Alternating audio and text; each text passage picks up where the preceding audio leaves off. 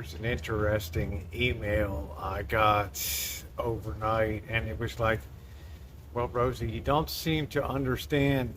To remake America, there's going to be some measure of pain. And once we get through that remaking of America, it's going to be a new golden age. So I responded, well, how much pain are people going to be willing to take to get to that point? And, well, I never heard a reply. Let's get into it today. Good morning to all of you. Yes, I'm all dressed up this morning, getting ready to crawl around the roof of the church and do some more electrical work there. But I hope everybody's having a good day. I got to get myself all togged out appropriately. But the question is, how much pain are people willing to take? And, well, in this administration, the Trump administration, we saw something that we've not seen in any presidency, at least in my lifetime, which is a lot of them. And that is a massive amount of orders and changes in a very short period of time that have been executed through executive orders. And, well, the legislature and, of course, the judiciary are far behind. And, of course, the judiciary will interpret a lot of things that have been done here recently. But as you can see by the evidence here that, like, home sales reached a record, pending home sales are at a record low. And today we had the first real evidence that job layoffs and corporate cutting in general, besides federal, is really having an impact as we jumped up to 242,000 first-time jobless claims for the week. Now, the thing is, we know now with the tariffs coming that the cost of living is going to be rising and the inflation rate is going to be going up. So the question is, are people going to be willing to live in this state where job losses are going to be a fact of life around the nation, and then a higher cost of, well, food items? We know that the Department of Agriculture predicted that egg prices are going to go up 40% in this year. I mean, that's a lot, guys. In my areas, that's going to be right, $11 a dozen. It's going to be crazy. We really don't know what's going to happen to gas prices and all that. And we don't really know what reciprocal tariffs are going to do, too.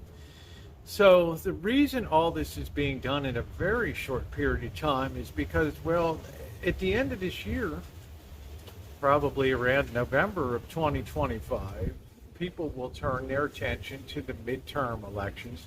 And then you will hear the populism begin to rise from the Democrat Party and the liberals saying, right, we've had enough pain. Look at what's happened. Look at all the job losses. Look at the way America's reputation has been sullied around the world. Look at what we've done to our neighbors in Canada and Mexico.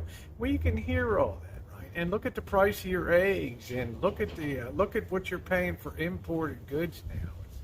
Look at the factory layoffs in a shrinking auto manufacturing sector, and all of these things that they're going to be laying on people. So it kind of augurs that everything has to be done as soon as possible and blasted.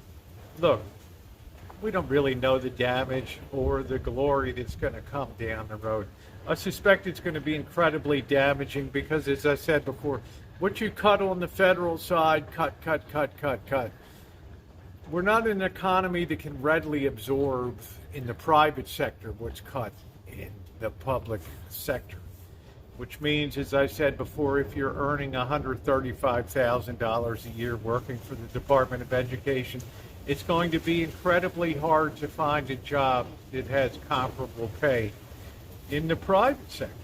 And we can say that a lot as well. I was an administrator for USAID, USAID overseas and things. Well, what's a comparable position? A comparable position for you is in is in some nonprofit charity that does overseas aid, but they're likely not going to pay you what you've been earning with the federal government. The same with people that work for environmental services. Same across the board for a lot of different programs, the Department of Agriculture and things like that. There's just not the ability to absorb that except over a very long period of time. And let's face it, nothing scares people more than job loss and the threat of job loss, okay? So it's going to be a very, it's almost like the movie Tarzan, when Tarzan is swinging through the jungle, right? Grabbing this vine and then that vine, right? It's all good until you grab the wrong, vine. And then, well, it's a long way down from there. So the question is, how much pain are people willing to take? How much more higher prices are people willing to pay? How many job losses are going to be tolerated before people have some type of populist pushback? In my opinion, the pushback's going to happen pretty rapidly, and we've already seen that in a few GOP Congress people's town hall meetings where some people have showed up. Now, some measure of them are professional rabble-rousers that show up to tweak the speaker and to make it seem like the numbers are overwhelmingly pushing back. We get that, right? What we call paid actors that go in there and complain. But there's a good measure of people that really are shook up right now out there. So you're going to see more of this face the constituents kind of stuff, especially if you're in a district, let's say like Maryland, Montgomery County, Prince George's County there, where you've had a ton of federal workers living there and making a good wage, like the executives of the federal government thing. And now all of a sudden all this craters. Well, we do have Democrat representation there, but across other parts of Maryland too, the whole Maryland caucus, Democrat caucus met and just almost in a state of shock, right, for that. So we've seen down in Georgia, there's been pushbacks, other areas. I'm sure out in rural America with agriculture and things like that, there's going to be a lot of pushback too as foreign grain stops being given overseas and has to be purchased. So there's a lot of parts that are very depressing right now on the economy. And, well, the only stimulative thing is that budget deficit. Well, I think it's going to break a record this year. I don't know about you. How much pain can you take? We're going to see. Thanks for watching, everybody. And if you're not subscribed, I think this was podcast number 7. Thank you for the great feedback. Thank you for the new subscribers coming in. It's been fantastic. I really appreciate it. And, again, thanks so much for watching, and thumbs up or appreciate it.